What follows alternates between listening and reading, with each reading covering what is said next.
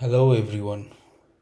On my previous class, we have discussed about IDE or Integrated Development Environment, how to install and use IDE.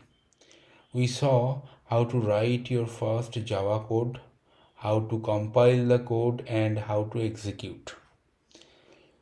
The Hello World program we have written, we used a class concept there. You can see here. There first we have created class and then we have written our code inside the class. You can see we have written class first, hello world class, and then we have written our code here, right? So the question is, what is a class in Java, right? So in Java, a class is a blueprint or a template for creating objects, right? It defines a data structure along with methods to operate on that data, right? So suppose there is a let me open paint. There is a class called car, right? So what do you imagine by a car?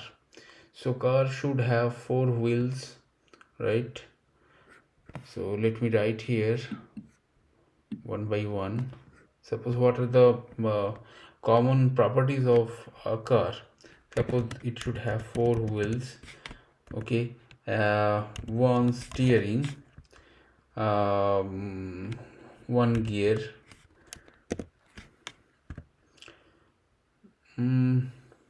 and all these seats and all features are there, okay. It depends on which car you are using and all. So but in general, if you think about car, it should have four wheels, uh, one steering, one gear, right, and some seats over there. So these are the main feature of cars. So we can say as a car, it is a prototype, okay, or it is a blueprint of car. So every car should have these many features. Now, based on the company, based on the budget, they can modify, they can like they can add something, they can remove something, right? So but in general, the car is like it should have four wheels, one steering, one gear, 4 to 5 seats, and some engines, obviously, right? Okay, fine. So this is the blueprint. Now, what is the object? Because we have seen, right? Java is object-oriented programming language. So it should have some objects. So what is objects? Objects are instance of classes. Okay, the instance of classes, and each object created from a class can have its own unique data while sharing the structure and behaviors defined by the class. So suppose this is a car class, right? Now, what is the object? Suppose you have a car called BMW. Okay. Now in BMW, so all these features are there, okay. Four wheels for one steering, one gear, some seats, okay. So BMW guys thought that okay, uh, we should have 7 seats instead of 5 seats, okay.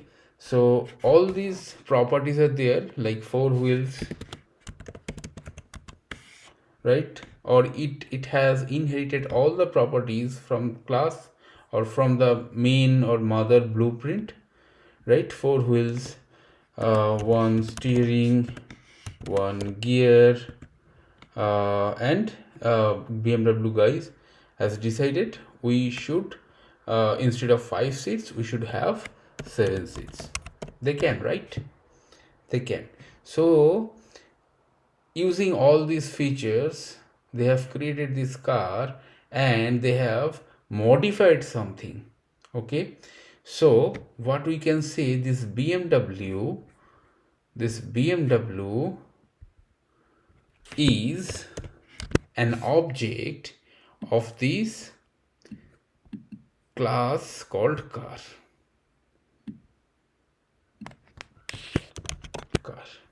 Okay, so all the properties are inherited from this class called car. Now same thing, same properties inherited by some other companies like Maruti. Okay, and it also has 4 wheels and the same thing, right?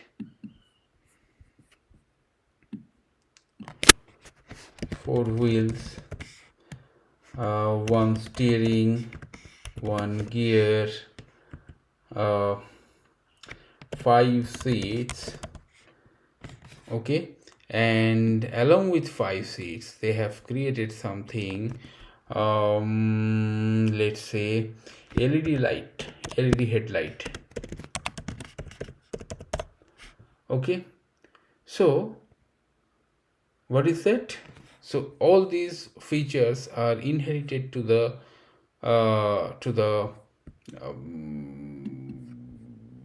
Maruti, called Maruti object. Okay, Maruti, and Maruti has edited or uh, added some extra features called LED headlights for Maruti, right? So this is how the whole class and object works. Okay, this is how the whole concept of class and object works, right? Now if you see a program, right, what is the structure of a program? Let me open my Visual Studio Code. How to install Visual Studio Code I have already discussed in my previous video, so you can go through that video.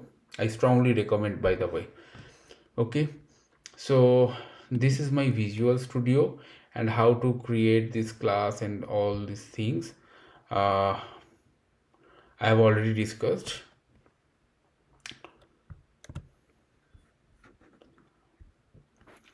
Right, so initially we have created this hello world, or our first program, right?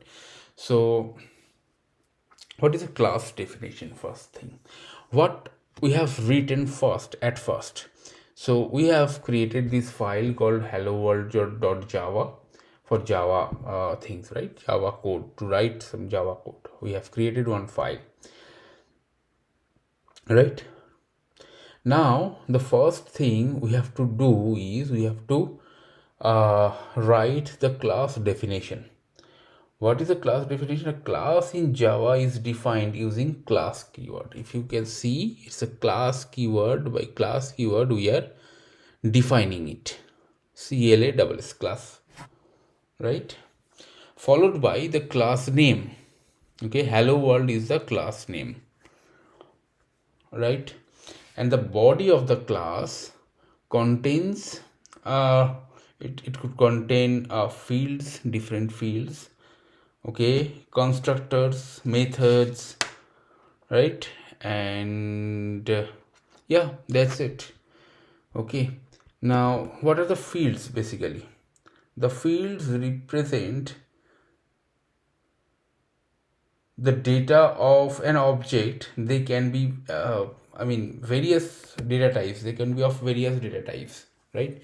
So any data, like suppose int age, right? Int age could be your data. String type, your name, it could be also be a data, right? So these are called the fields. Okay, all the variables and constants means it should have final keyword, final int roll number, suppose. Okay, and it should be initialized using 10. Suppose roll number is 10.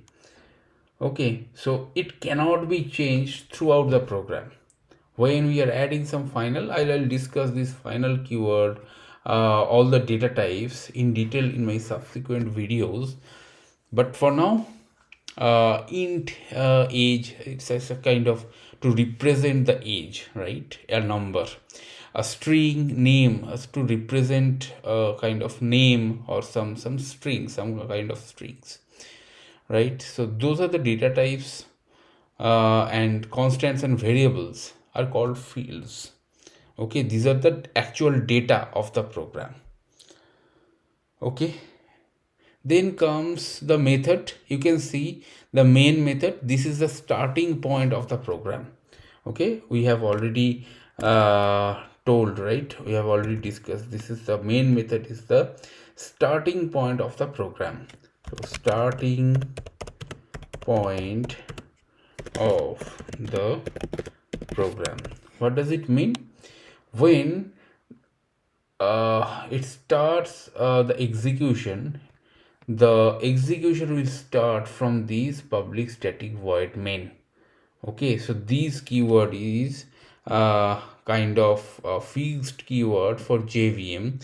When JVM starts execution, okay, JVM will look for this particular keyword public static void main string argument edges. Okay, so from here all the program will run.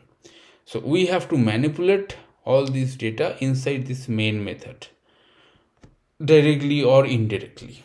Okay, so this is a method, main method. Okay, so what is a method? Basically, method defines the behavior of a class. Okay, so what is this class is for, right? What actual task this class will perform, the methods will define that. Okay, and it provides the information about object status. We will discuss about what is object and how it is created, right? So first thing, suppose we have age, and suppose public, by the way, public, private, these are all access modifiers. Okay, we'll discuss access modifiers in a separate video. It's a kind of vast conception, right? So anyway, for now, public, just this, I mean, just understand the public keyword or public access modifier will allow the whole programs, right? The whole application can access that particular member. Okay, the public things can be accessible from anywhere in the project. Okay, so suppose this is public display age. Okay, now inside that public, sorry, there would be a void means it is returning nothing. Okay, it will just print sys out. Okay, and it will print what? It will print age, right? It will print age. So this is, so this, what is this? This is a method. This is the method. Okay, this is the method. What it is doing, it is just printing the age. Okay, it is just printing the age. Suppose we are initializing the age using some numbers, and if we call this particular method, it should display the age 18 years. Okay, and similarly we can write another method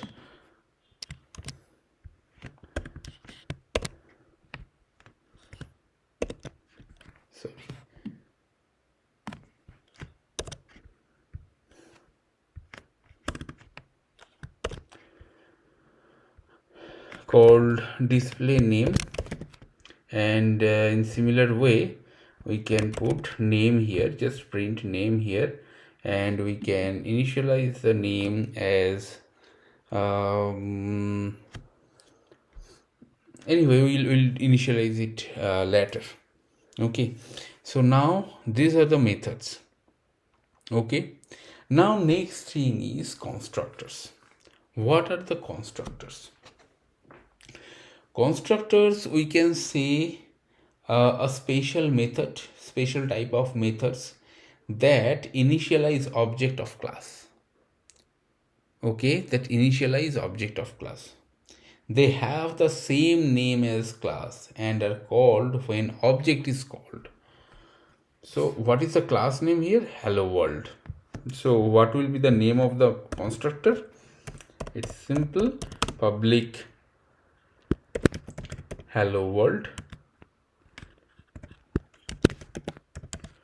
public hello world, and this is the constructor body.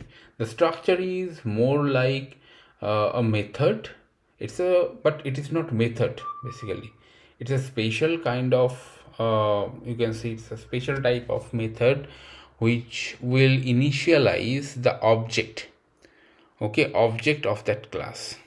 So this is called the default constructor. Okay, even if you are not writing anything, these would be by default. Okay, invisible but by default. This is called default constructor. Now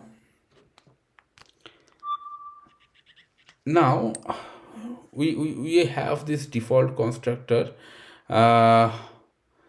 Suppose I want to initialize some of the variables or fields here. So how to do that? Suppose name is not initialized in anywhere. I want to initialize here.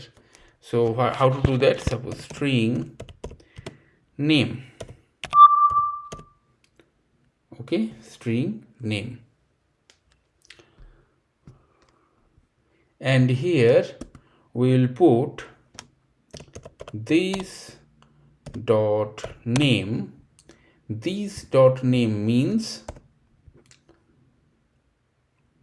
the name defined here inside the name defined here inside